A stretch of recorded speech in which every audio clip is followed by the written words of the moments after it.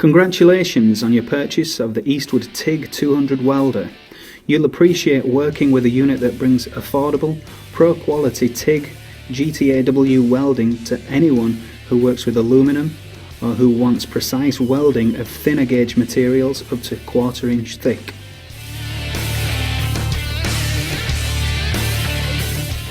Your machine setup starts with the ground connection.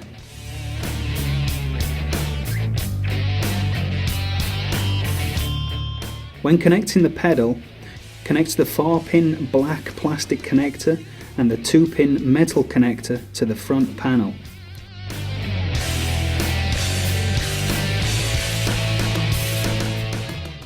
Next, connect the hose from the TIG torch gas hose to the front of the unit. Be sure not to over-tighten the threaded brass fitting. To set up the regulator, use a wrench to thread the regulator's large male brass fitting into the argon tank.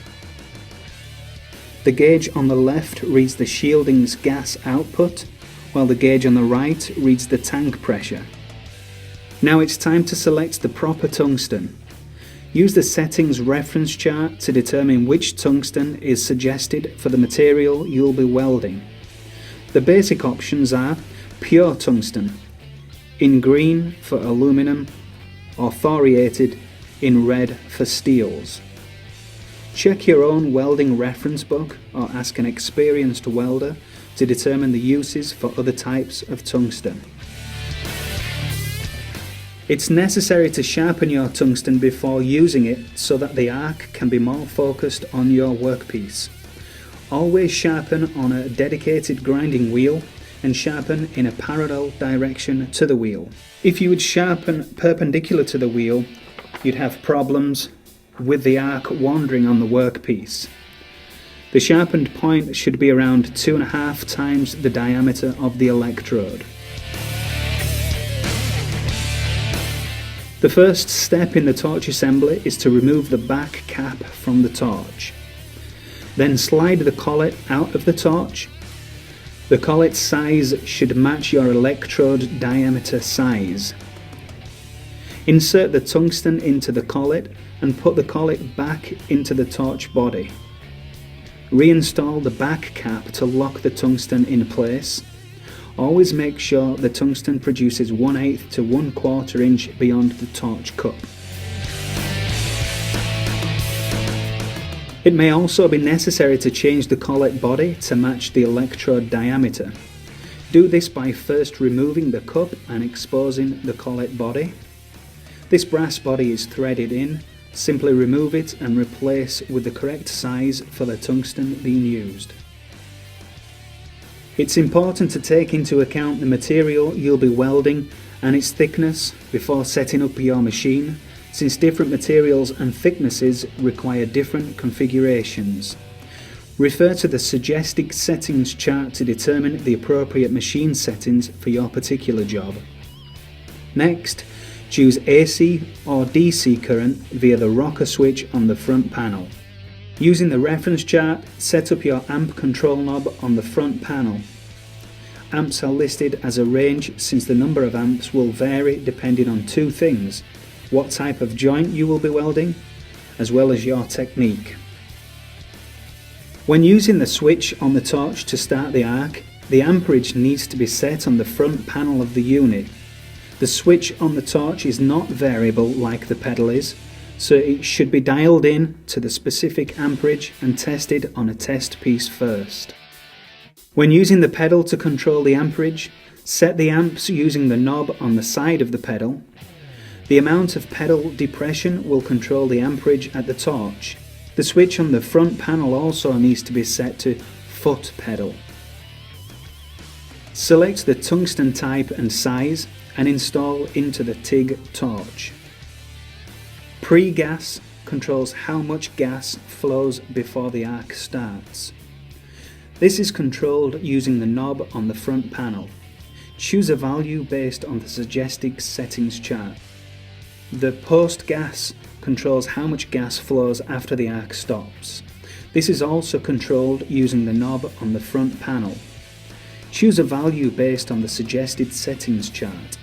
The clearance effect controls the balance of the heat in the torch compared to the heat in the base metal. A welding helmet is required when doing TIG welding. We highly recommend that the shade be number 11 or darker. Using a helmet with an auto darken feature will make welding much easier. High quality leather welding gloves should be worn to protect your skin, not only from conductive heat burns, but also from UV emissions. A flame-proof welding jacket is recommended to protect you from accidental burns. To begin laying a bead, start the arc and get a puddle going. When welding steel, it's easy to see the molten puddle form. Aluminum welding is different and will be discussed later. Once the puddle is formed, you can begin adding filler wire and moving forward to create the weld bead.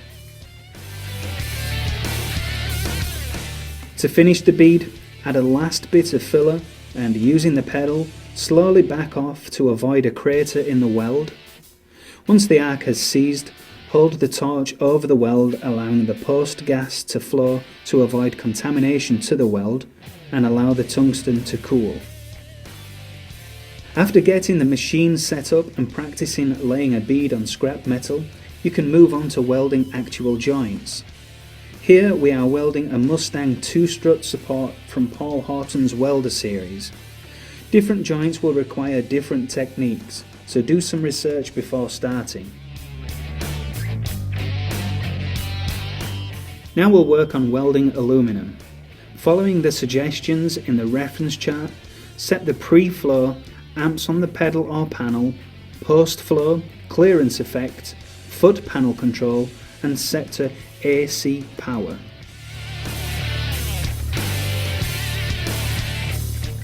Prior to welding on aluminum, the surface must be prepped using either a stainless steel scratch brush or a dedicated flap disc on an angle grinder.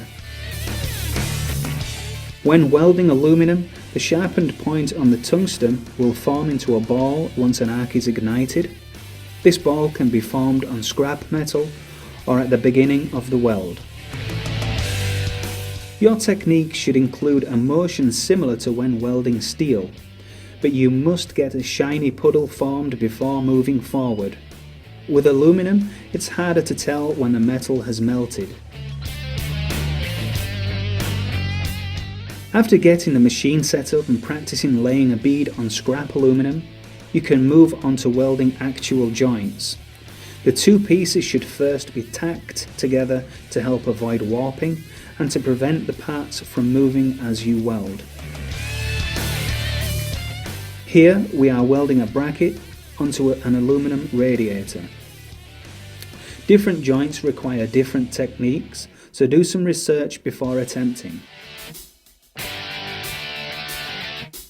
Thanks again for your purchase of the Eastwood TIG 200 welder. I hope this brief video helped explain how to get up and running with your new welder. We're looking forward to seeing your results soon.